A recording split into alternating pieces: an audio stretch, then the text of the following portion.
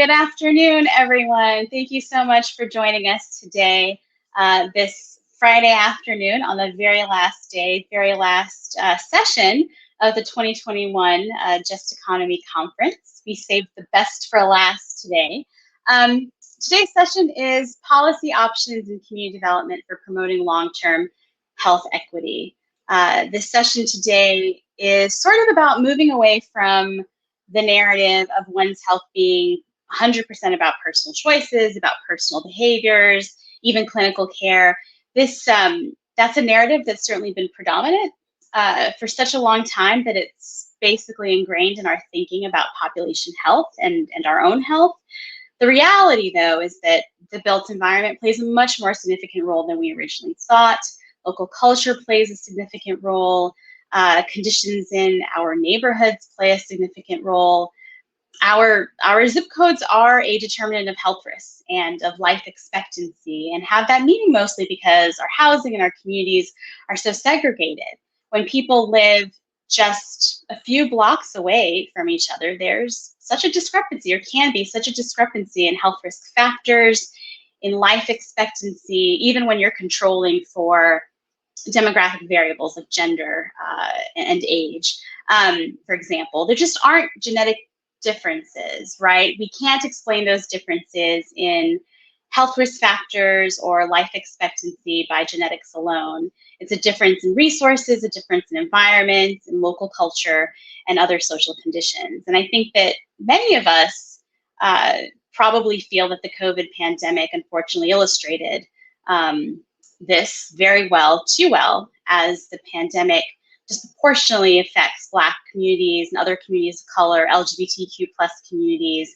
The conclusions that I think a lot of researchers and practitioners have come to is that residential segregation, structural racism, social determinants of health were the driving factors in the spread of infections in communities of color.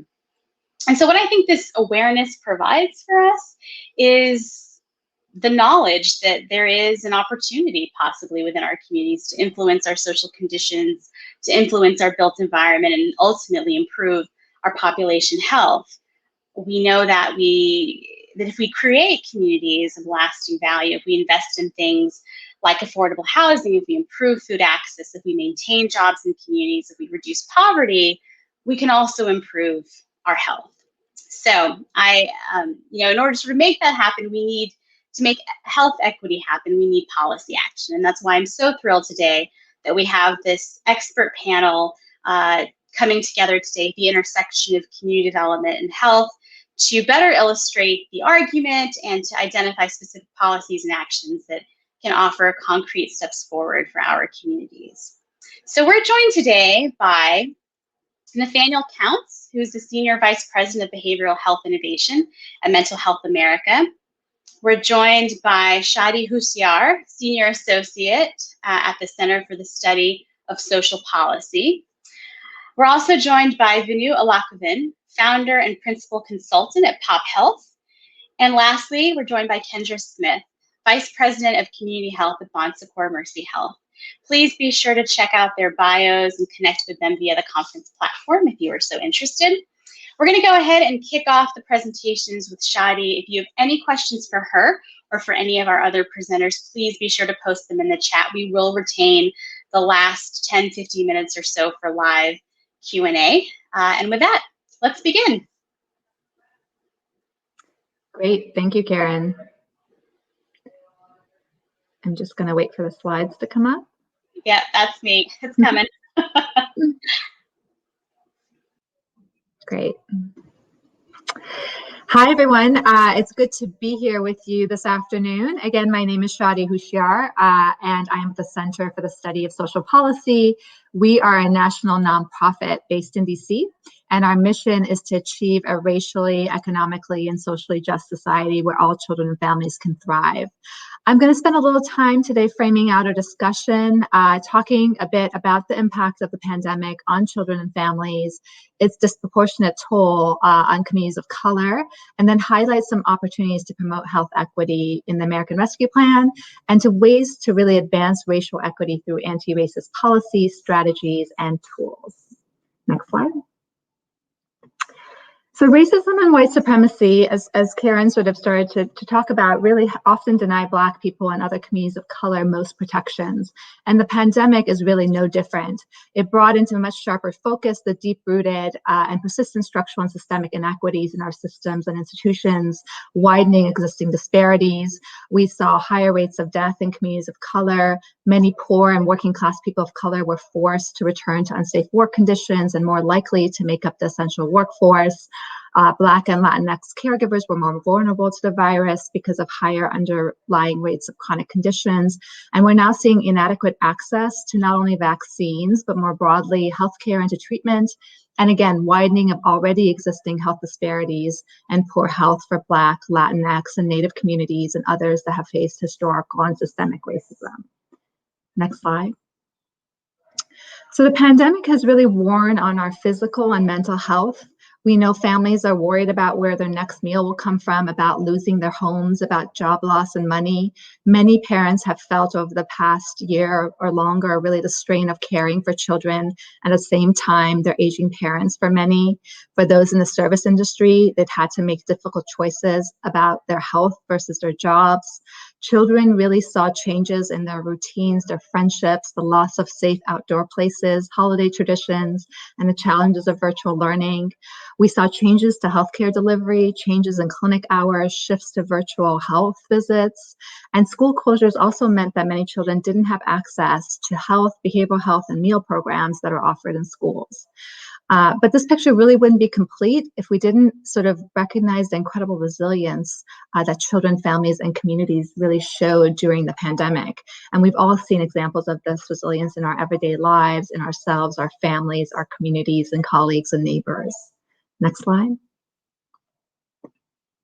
Even as we begin to emerge from the depths of the pandemic, it's really important to recognize the toll it has taken on the physical and emotional well-being of parents and children. Parents have reported concerns for their children's social and emotional health, younger children exhibiting signs of distress, and hospitals seeing an increase in mental health emergency room visits for younger children. Parents are reporting experiencing mental health challenges. Nearly half of US adults say that the pandemic has affected their mental health. And for many families and parents, pandemic-related stressors are contributing to declines in mental health, and they're only compounded by concerns around lack of coverage, cost of care, and barriers to needed care for themselves and for their children. Next slide. So a number of comprehensive relief packages have passed in response, at least in part, to these urgent and very real needs of children, families, and communities, including the Family First Coronavirus Response Act, the CARES Act, and the Consolidated Appropriations Act. And each of these included a number of key provisions relevant for family, maternal, and child health, including an increased FMAP, or federal Medicaid assistance percentage rate for Medicaid, required paid sick leave and leave for medical leave, paid medical leave for certain businesses, and flexibility in reimbursements for telemedicine. The latest of the COVID response bills, American Rescue Plan, included a massive infusion of investments on a wide range of policies, including a number of provisions that expanded eligibility for programs and that provided substantial funding increases for programs that are serving children and families, including an expansion of the child tax credit and EITC, a third direct economic impact payment for families, $40 billion in childcare funding, an expansion of SNAP, and many more. And while we won't be able to walk through all of these in detail, I did want to provide a visual of the range of ARP provisions that can advance equity and are important for family and maternal and child health. Everything from incentives for states to adopt Medicaid expansion to Medicaid coverage for COVID-19 vaccines and treatment for the uninsured, to tax credits to purchase health insurance for families who are at or below 133% of the federal poverty level.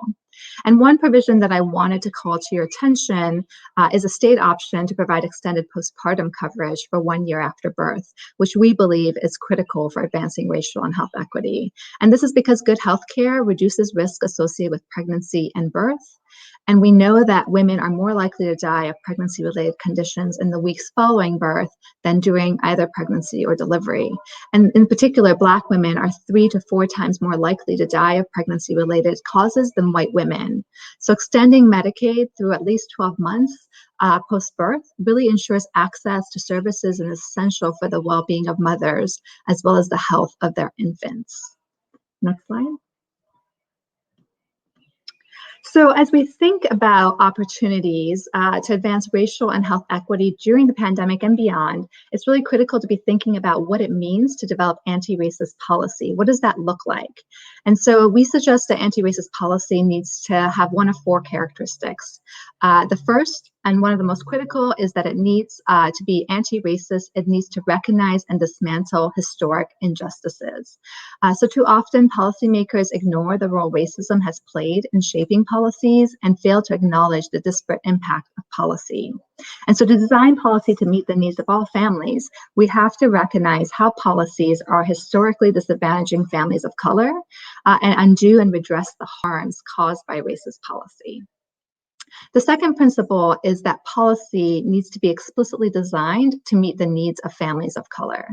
Policies that are colorblind on their face have all too frequently not actually been colorblind at all, but rather designed to benefit white children and families and exclude or harm children and families of color. For example, looking at income supports, racist stereotypes have been used to exclude immigrant families from benefits, and others designed to limit access for Black families. So anti-racist policy centers children and families of color to ensure that they benefit directly from the policy. The last 2 policy principles are really intimately connected. So to support the whole family, anti-racist policy recognizes that children grow up as a part of families and therefore supports the whole family. So in the past, public policy has too often been siloed, and policies intended to support children have been designed without a recognition of the larger struggles of their families. And so in the end, they haven't really adequately supported families or children. Policies have even actively undermined families in the name of protecting children. And we see this with the child welfare system, right, which disproportionately threatens and ultimately separates many children of color from their loved ones. So anti-racist policy has to be designed to support and strengthen the whole family so that families can thrive together. And anti-racist policy also serves all families in need. So again, in the past, policies that artificially segment or separate families and attempt to draw these lines between those who are deserving and those who are undeserving have consistently upheld white supremacy by labeling children and families of color as undeserving and leaving them without access to services and supports, or with access to services and supports that do not work for them or even sometimes actively do them harm. So narrowly targeting policies according to income and other characteristics has really resulted in what we have, which is a social safety net with gaping holes, which are designed to let families of color fall through. So broad-based programs are often necessary to ensure that children of color and their families are not carved out or excluded from programs. Next slide. So I won't go through too much detail here, but I wanted to share with you CSSP's anti-racist early childhood policy platform, which includes 10 policy recommendations. And I think as you look across these, you can see that some are not typically ones you'd associate with early childhood, but these recommendations were informed by the policy principles I just laid out. And we had these in mind as we decided which policies to include and the details. So as an example, we included reparations for families of children descended from enslaved people, as well as Indigenous families, and also a recommendation for permanent legal status for immigrant families. And as we're thinking about this broader set of policies, we thought about the full range of supports that children and families need in their communities, and in the details, how these policies should be designed to work for children and families of color. So for example, we included home visiting programs, but really reimagined and brought to scale so that these programs are truly accessible to and meet the needs of all families who want them. We also included a healthy housing guarantee, high quality, affordable, and culturally responsive childcare and early learning for all, affordable access to healthcare for all, because healthcare for all was really critical to everyone, ensuring that we have access to affordable, high quality health insurance. And we know that children are more likely to be insured if their parents are insured, And we also recognize the importance of diversifying the healthcare workforce, empowering community health workers, and providing culturally and linguistically responsive care. Next slide. So in addition to the principles for anti-racist policymaking, we've also outlined strategies that can guide systems and administrators, policymakers, advocates, and others who share a commitment to advancing anti-racist early childhood systems. And while these strategies were developed with early childhood systems in mind, they really can be used to guide any child and family serving system. And I'll just highlight a few for you. So our first strategy is to establish a commitment to advancing anti-racist policy and practice so that all children and families can thrive. Again, it's important to take that step back to question the underlying assumptions shaping our systems and the policies they implement. And the key here is really sharing this commitment with other stakeholders. And this is a place where we need to be critical with ourselves about who those stakeholders are and ensure that families are at the table and at the center of the work. Our second strategy is to implement approaches that help to identify and dismantle racist policies and practices. So systems have to start working around unpacking how they're organized, how racism impacts systemic and institutional beliefs and policies and practices, and really work to actively dismantle entrenched harms. And they can use approaches, which we'll talk about a few today, like race equity impact assessments. And by making commitments to anti-racist frameworks and trainings on systemic racism, on implicit bias, on cultural humility. The third one is a big one, and it's to share power with families. So barriers that are rooted in structural racism and biases that influence attitudes and behaviors and policies and practices of our systems prevent many families of color from being true partners and leaders in their children's healthy development.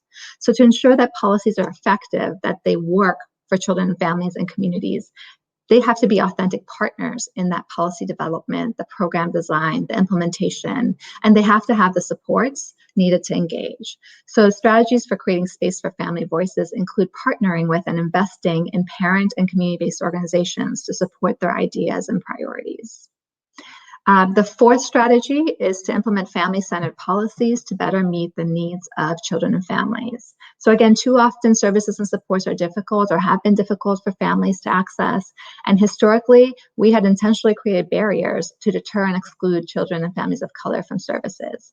So designing policy around families so that the supports and services are easy to access for all families, and especially children and families of color, is important. And one really simple family-centered strategy is to allow families to sign up for and providing services in places where they spend time, like childcare centers, libraries, schools, and pediatricians' offices. Next slide. So our seventh strategy is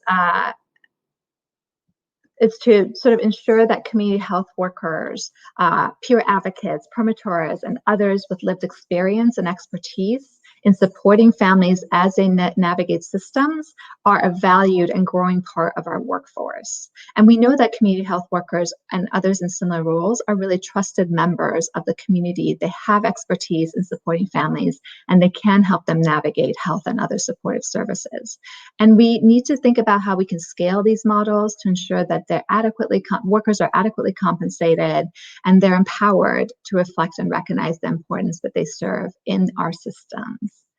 And the last one I'll highlight is the importance of collecting meaningful data to understand how policy is impacting children and families of color. So often the people most likely to be shortchanged or not adequately captured or represented in our data are often the most marginalized. So it's important to invest in those opportunities to improve how our data is disaggregated, how we integrate community voices into our design, in our research design, how we develop sources of high quality survey data that really sort of capture dimensions of intersectionality, right, of gender, race, ethnicity, health. Looking at how our data is able to impact communities that we're serving. So measuring improvements using baseline data to see if programs are actually working and having a positive impact on communities of color. Next slide. And I think I've said this several times, but before we can begin to really address inequities, we have to take that time to understand and to unpack those historical and root causes of our present day inequities and why systems function the way they do and how systems were in fact designed to function exactly as they do. And this will really help us effectively identify strategies for moving forward. We also have to work with policymakers and system leaders to understand disparities and to look at policy strategies that can actively address disparities for children and families of color. And that data is a big part of this, right? You have to be looking at your data to understand service needs and gaps for families, to see where barriers exist and disparities show up. And there are a number of strategies, as we talked about earlier, that can help you advance equity in your own work, including race equity impact assessments, continuous quality improvement, and taking steps to institutionalize change. So I'll walk through these with you quickly. Next slide. So you may be already using these, but race equity impact assessments really provide that systematic look at how a proposed action or decision is likely to affect different racial and ethnic groups. They can help us really look at the actual and the anticipated effects of our proposed policies, our practices, our programs and plans and budgetary decisions. And they can help us surface unintended consequences of our ideas and proposals. So when doing a race equity impact assessments, we're going to ask critical questions like, are all racial and ethnic groups that are affected by the policy, practice, or decision at the table? How will the proposed policy or practice or decision affect each group? And how does it address systemic racism? Next slide. So continuous quality improvement, or CQI, is really about that commitment to learning and intentional improvement, and it can advance equity. It's really critical that we're focusing on the experiences of families and really constantly evaluating the methods and processes that we're using to achieve our desired results, and CQI can help us do that. It does require that we have data systems that are designed to capture and produce reliable, quality, actionable data that's both looking at our processes that we put in place and the outcomes that we're achieving.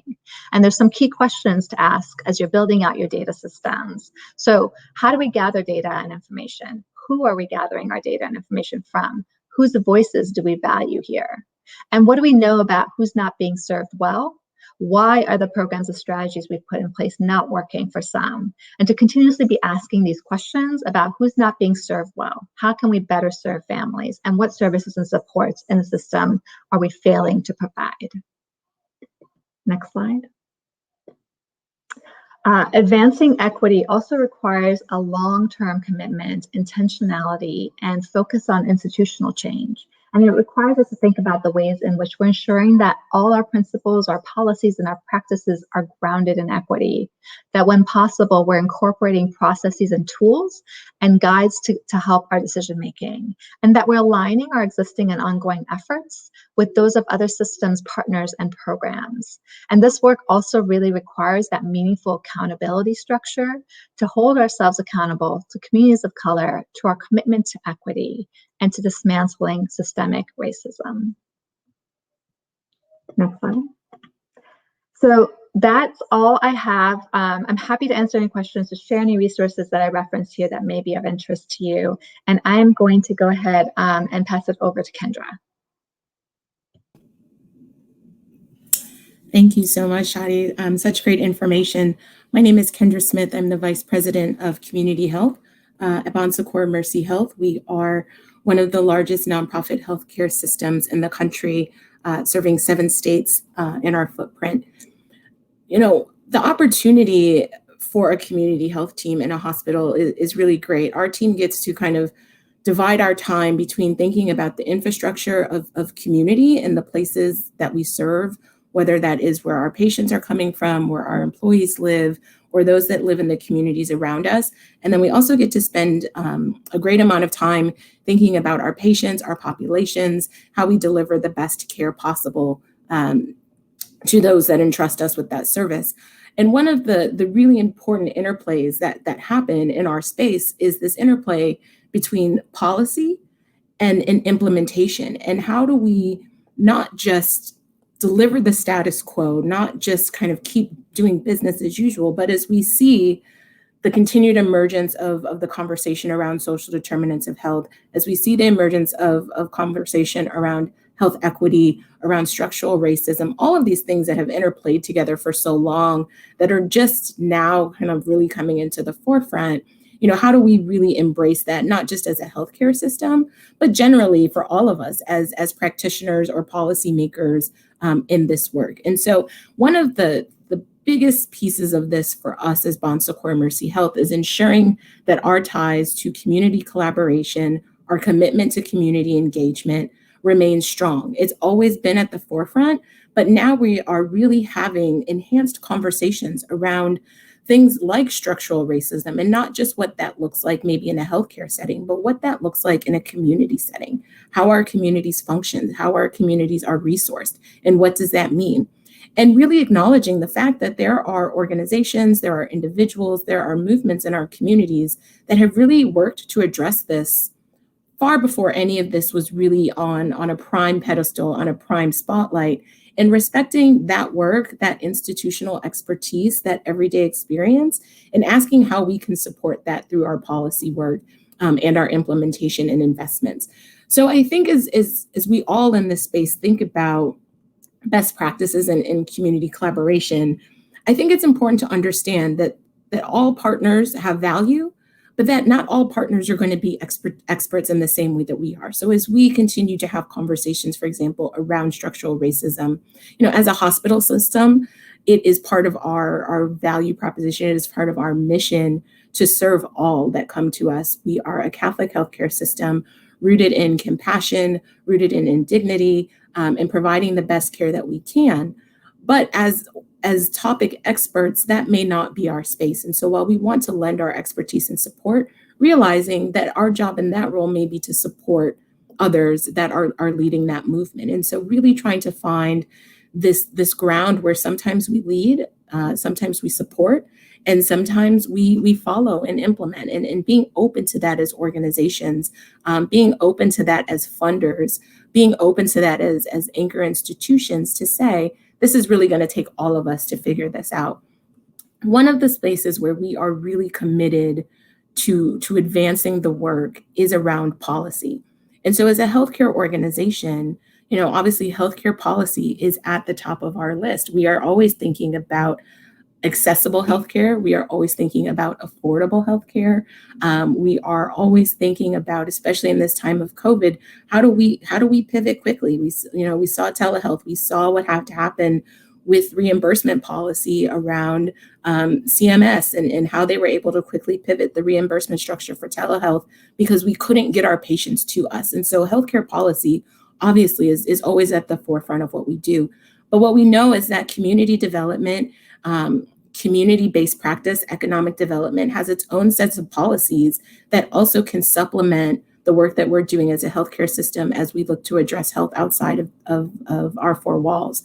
And so we spend a lot of time also thinking about affordable housing policy. And so if you were to look at our policy agenda in that space, we are supporting the Affordable Housing Credit Improvement Act. And so making sure that our communities have access to low-income housing tax credits that make sense, that build quality housing in areas that need it. We're consistently thinking about home dollars.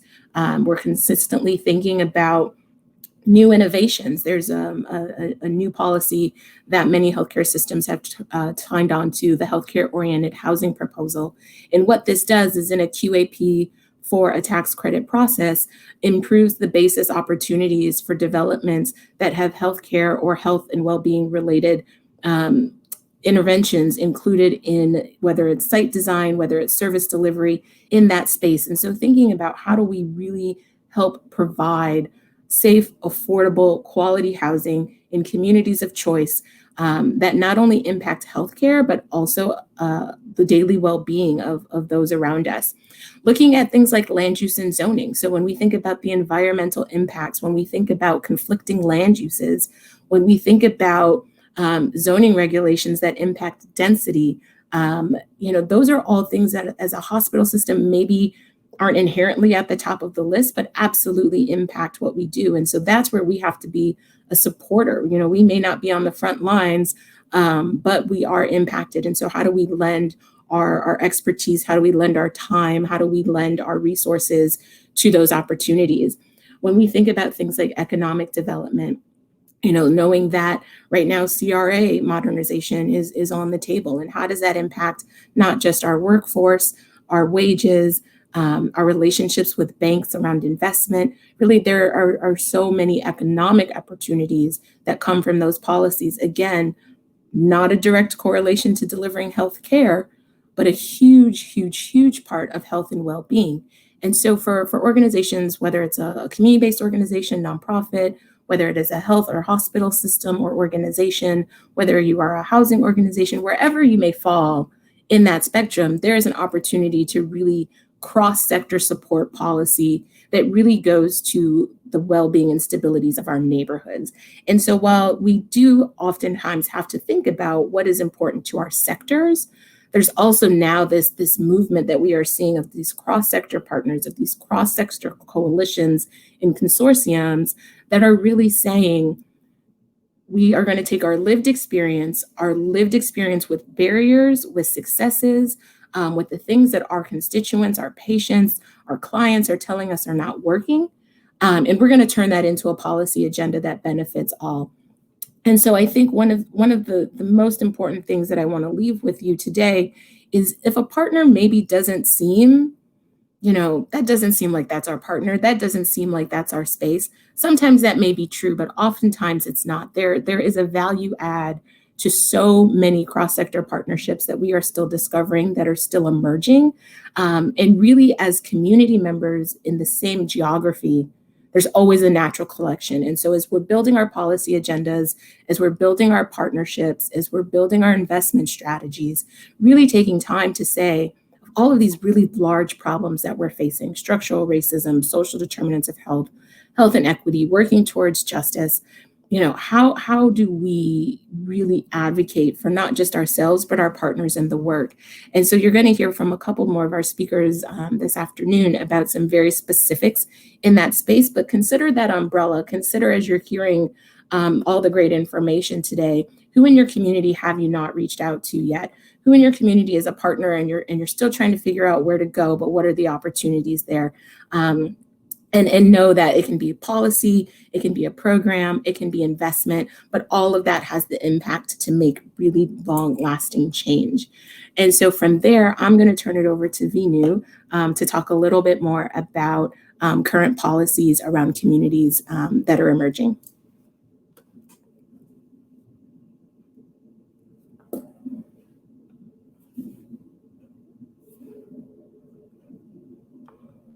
Thank you so much, Kendra.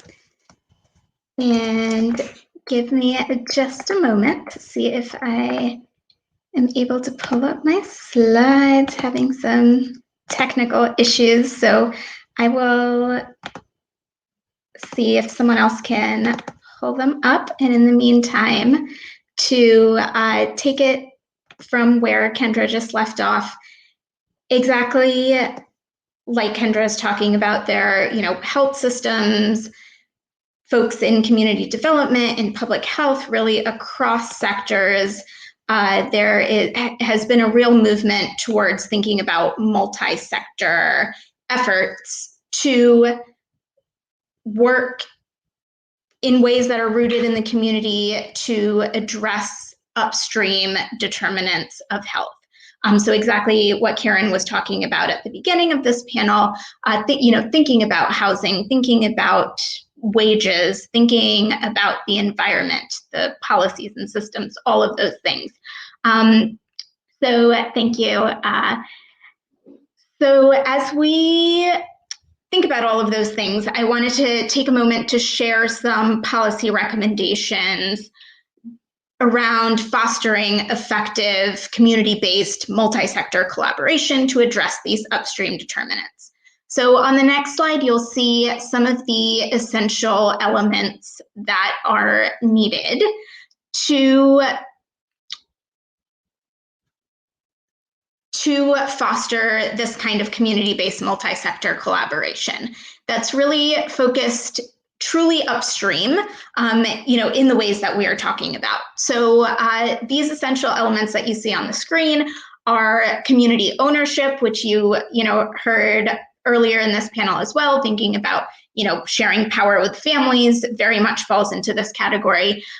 Thinking about community ownership, thinking about sound evidence-based strategy, thinking about partnership infrastructure, thinking about flexible coordinated financing, and thinking about data collection and sharing. So I'm going to walk through each of these categories and talk through some specific policies really across federal, state, and local levels that can support these elements when it comes to multi-sector community health improvement efforts. So on the next slide, we'll dive a bit into community ownership. So first, local governments can revise and strengthen their public participation laws, many of which haven't been updated in decades, really.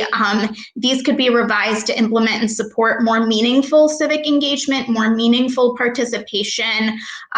Just as one example, more and more local governments are experimenting with participatory budgeting, which is a process that allows community members to directly decide how to spend all or part of a local budget. And that kind of participatory process, when it is designed well and designed to be inclusive, really increases transparency, shares power, and puts power in the hands of those who historically have had less access or control over budgeting decisions. The next piece that I wanted to talk about is around, government agencies really at all levels can engage in participatory action research. Things like community-based participatory research, community-based systems dynamics modeling. These approaches can really help assess community needs and concerns and potential policy solutions. Next, local governments can build accountability to communities into their work. So some of the accountable communities for health, which I'll talk about a little bit later, have done this via, shared community health assessments that are paired with community health improvement plans that really hold all actors, health system actors and others, and the government really accountable to what the community has put forth as its needs. And then the last piece here is obviously one of the most fundamental ways community members influence government at all levels is through voting. So legislation to address those structural barriers to make voting more widespread, to make it more equitable, are an important piece of the puzzle here. Next, thinking about what sound evidence-based strategy in these multi-sector efforts looks like. First, governments can invest in, require, incentivize actions that promote systems change to address these upstream determinants, everything from allowing and encouraging broader use of Medicaid 115 waiver authority to address upstream determinants, to direct investments in affordable housing, like we were talking about earlier in this panel.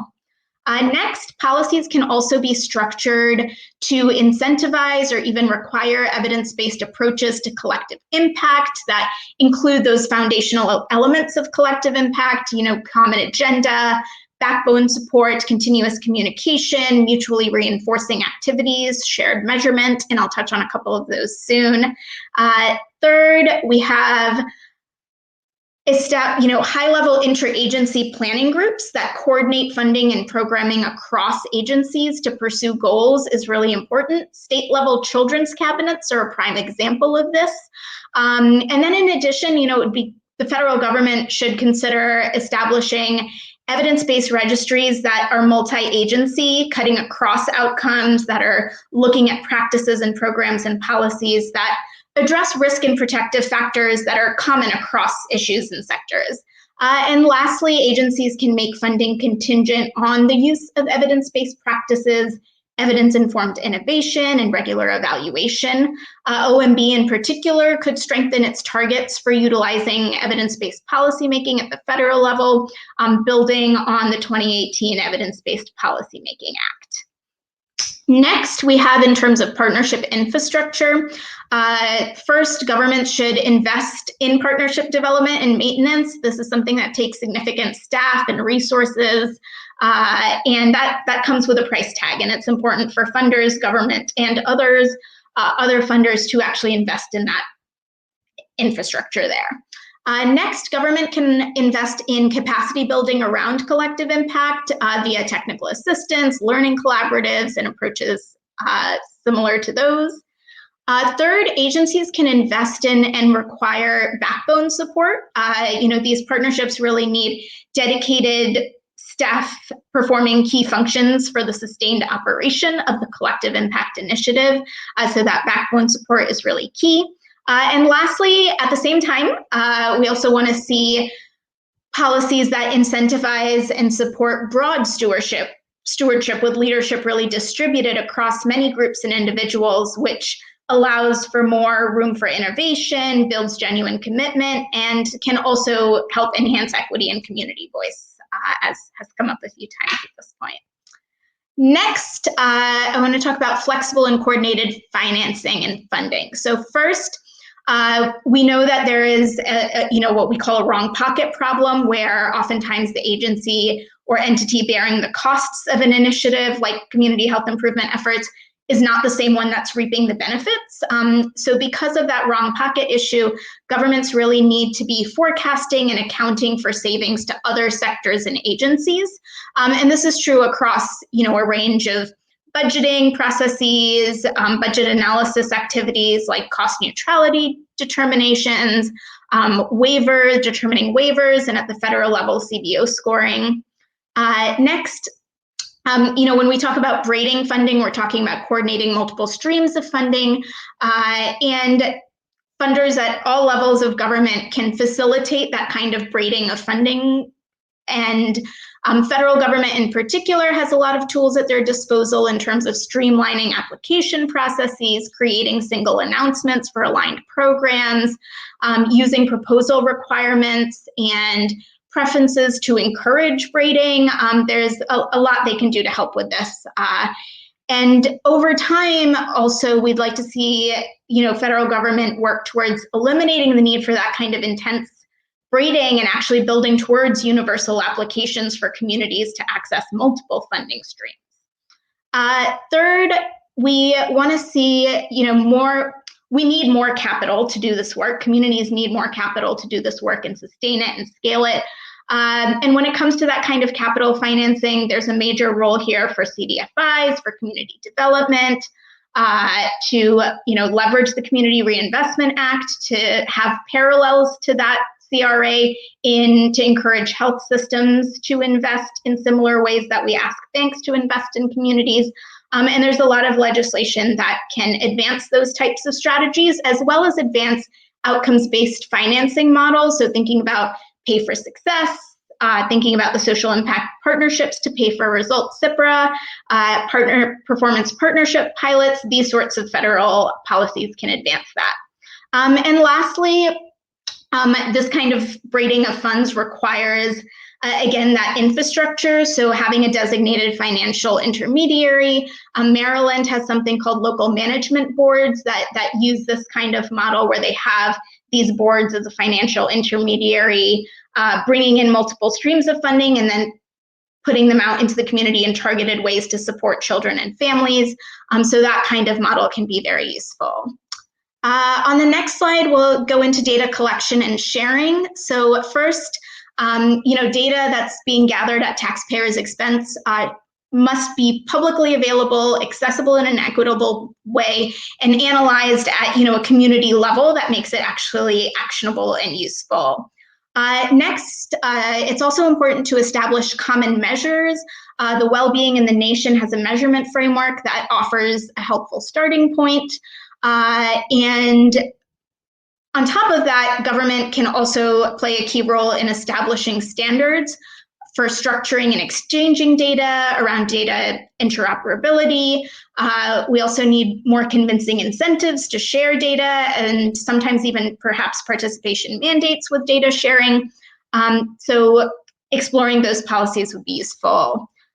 Third, a lot of data sharing is inhibited by both perceived and actual legal and regulatory concerns, for example, related to HIPAA and FERPA. So finding ways to minimize those barriers while keeping protections in place Sometimes that might involve issuing additional guidance around the kind of data sharing that is acceptable, and doing that would really help move some of this data sharing forward. And then lastly, government should directly engage in and require those its funds to engage in and require rigorous evaluation. So with that, this is just kind of the recap of the key categories we talked about. And then on the next slide, I wanted to touch very briefly on a couple key opportunities that address really all of these 5 elements that we're talking about. So one is accountable communities for health. These are multi-sector partnerships addressing upstream social determinants at the community level. And the federal government could use its resources and authorities to scale this model further. It really holds a lot of promise in enhancing community voice and equity while effectively addressing these upstream determinants. Next, there are a couple pieces of legislation that were very recently introduced, the Social Determinants Accelerator Act and the Link to Address Social Needs Act. And these both in different ways empower states and communities to more effectively address social determinants.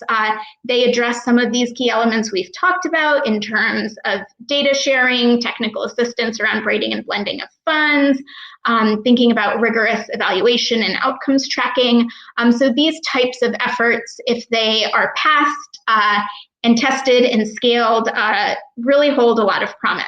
On the next slide, you'll see all of this is really about finding ways to move upstream, address those upstream determinants, and allow us to achieve equity at all levels.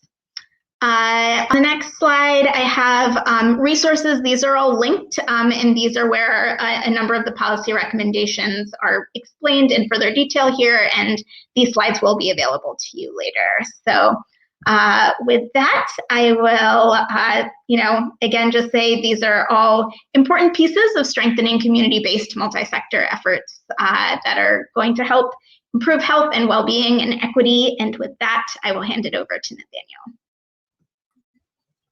Wow, that was some presentation. Everything, all of these. I feel like it's the answer to every meeting I've been to for like the past 5 years, which is summarized in these past 3 presentations. So I guess building on everything, I just wanted to talk about, I guess, bringing together a couple themes and then some additional kind of policy thoughts to finish us off. One major theme that I hope came through across all these talks is that there's really 2 sets of major determinants related to life course health equity. There's a sort of like local control and community power aspect, which I think Kendra and Venu really spoke to a lot. And then also equally important that I think sometimes get left out of these conversations are the macro level determinants like housing subsidies and food access at the national level that are just as critically important and need to be addressed. And I think one way to kind of engage people towards addressing these is improving the amount of accountability to both local community stakeholders and to the broader national policy environment. So I think what really animates this is not every company is Mercy Bon Secours. I think if every company kind of shared this dedication towards investing in community health and learning how to both lead when necessary and step back and then share resources, this would be a very different panel. But I think there's a need for, across all these different policies that invest in community, increased accountability to the local stakeholders. And what it really brings us home for me was Urban Institute did a report on opportunity zones, I think about a year ago, where they found that a huge percentage of opportunity zone funds just went to developing high-rise luxury condos in areas that were targeted, which is beyond horrifying. And then similar reports on the community benefit side in healthcare have found that some horrifying percentage actually went directly into executive compensation, and quite a lot of it ends up not going to communities.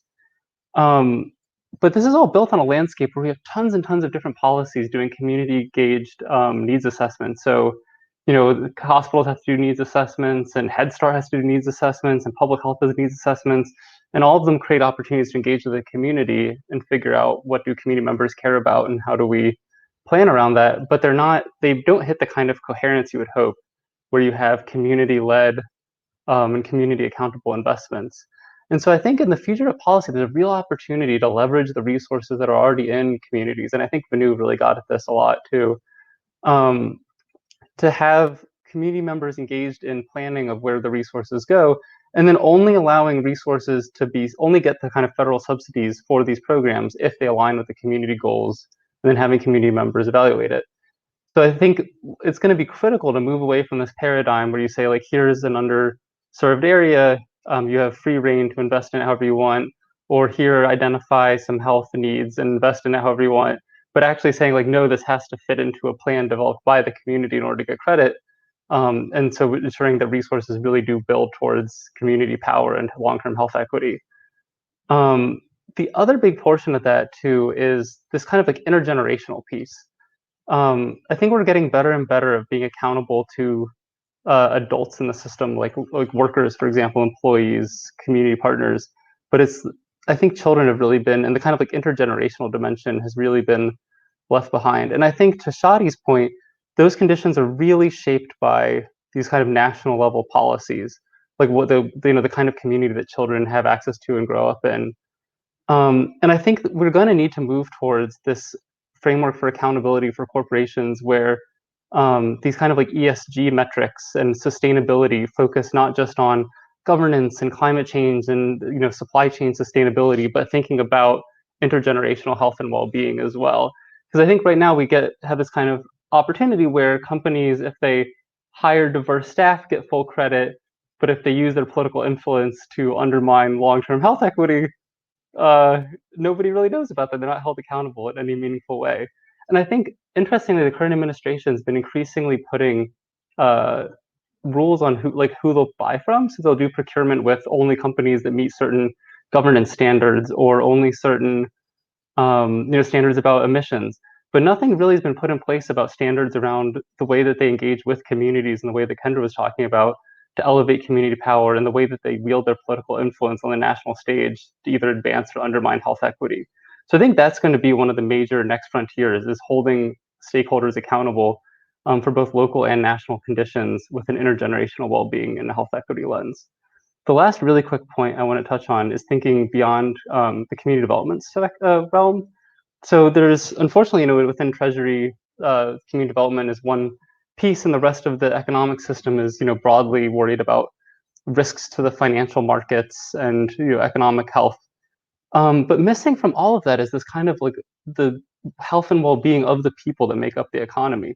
Like there's this idea that like, oh, productivity slowed down and like things aren't quite going the way we want. Maybe it's technology isn't being as productive, but nobody stopped to wonder, like, is it the people are sicker? And we've seen rising rates of mental health and substance use and obesity, but that has no place right now, I think, in the current discussions about the economic health of our nation.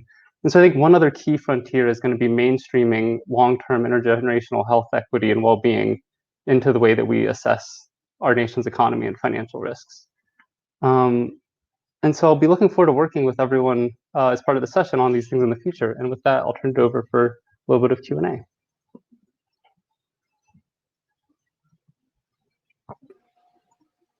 Hi, everyone. Thank you so much. We have about 5 minutes left of our session, so I do want to make sure that we get a couple questions in.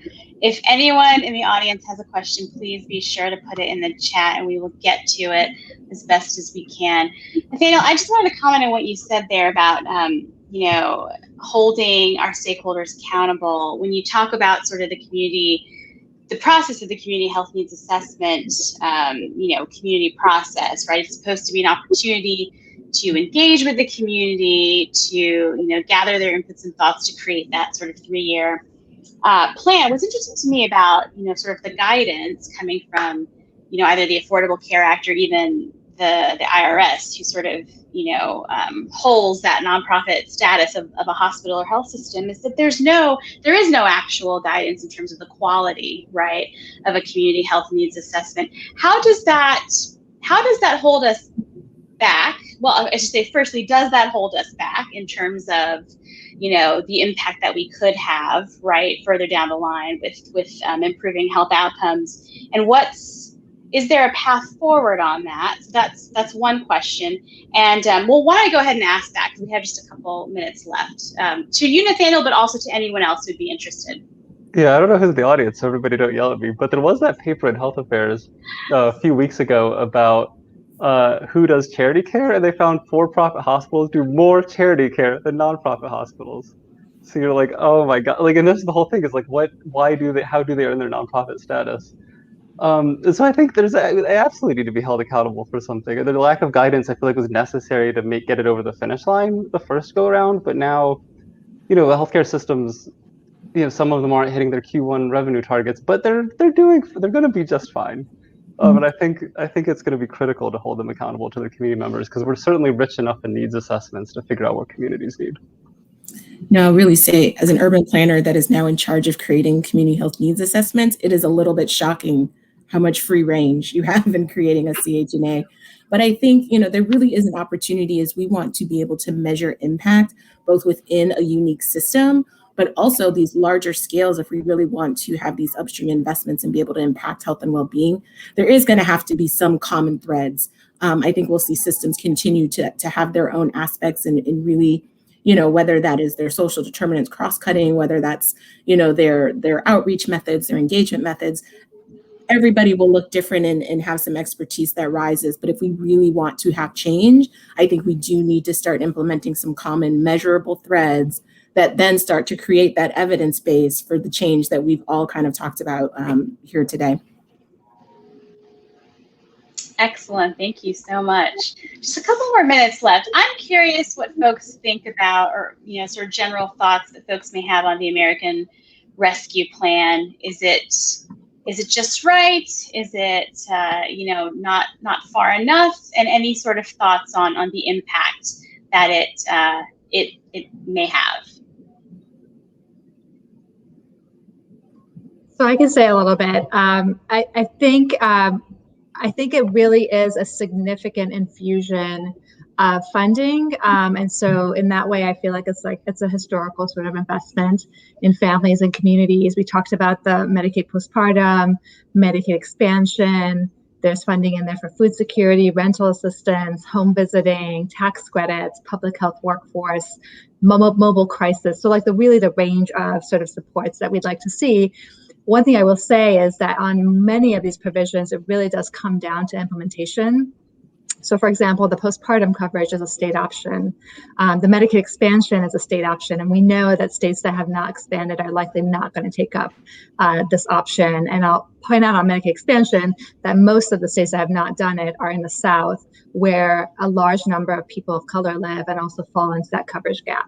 So I think implementation is a concern, and where it's an option, it certainly could have gone further. Another example is the child tax credit.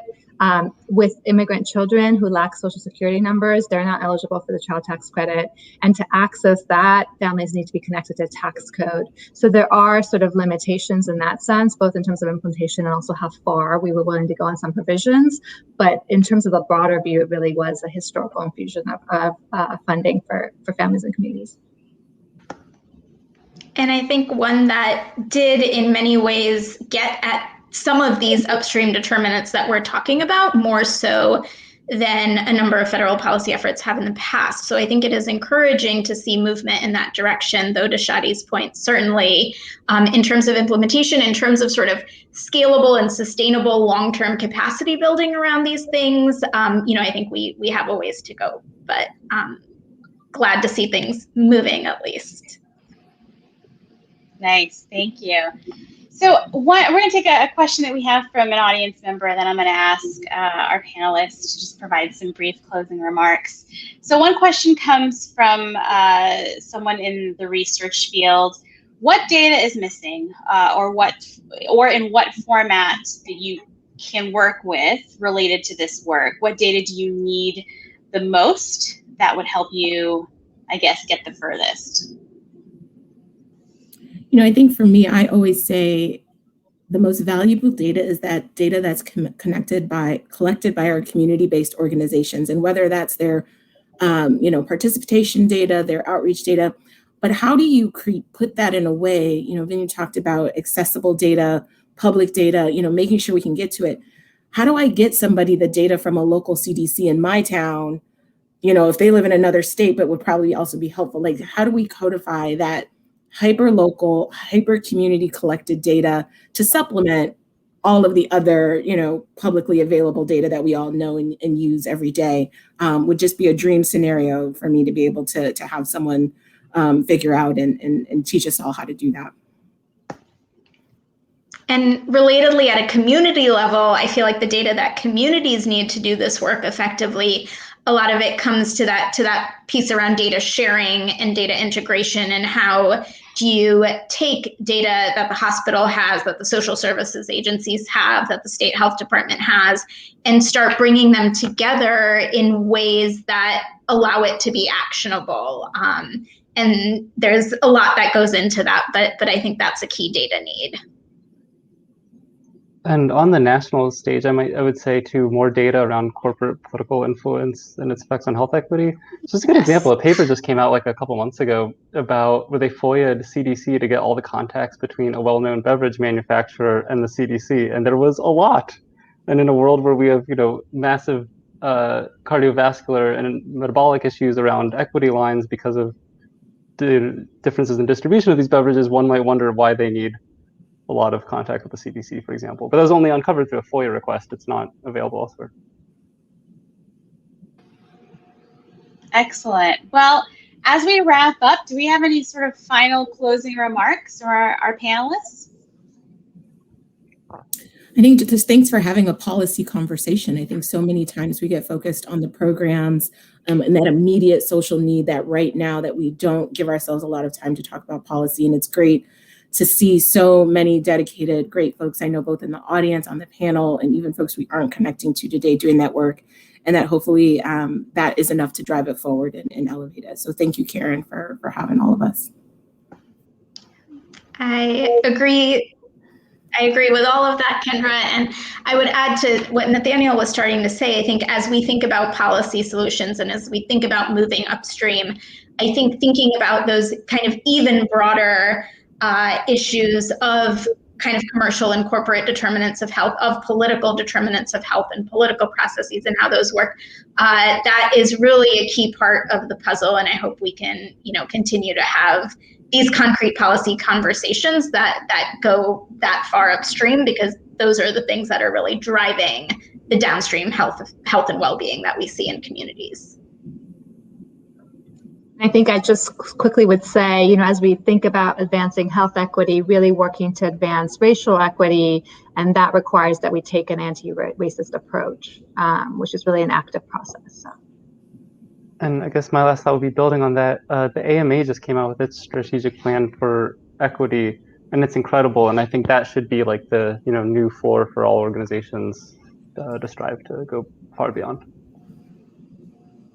Excellent. Thank you all so much. I'm so sorry we don't have more time for questions, because there's a whole list that I have for all of you, because you're all such excellent experts in this field, and we're so thankful that you were able to join us today for this session. I want to thank you, the audience, for being here with us today on a Friday afternoon. This is, as I said, the last session of our conference. Thank you from all of us at NCRC for tuning in over the past 2 weeks. If you do still have any questions or want to connect with any of the speakers, feel free to pop into the Socio platform to reach out. Again, thank you, speakers, and everyone have a wonderful weekend. Thanks a lot. Thank you. Thank you. Thank you. Thank you.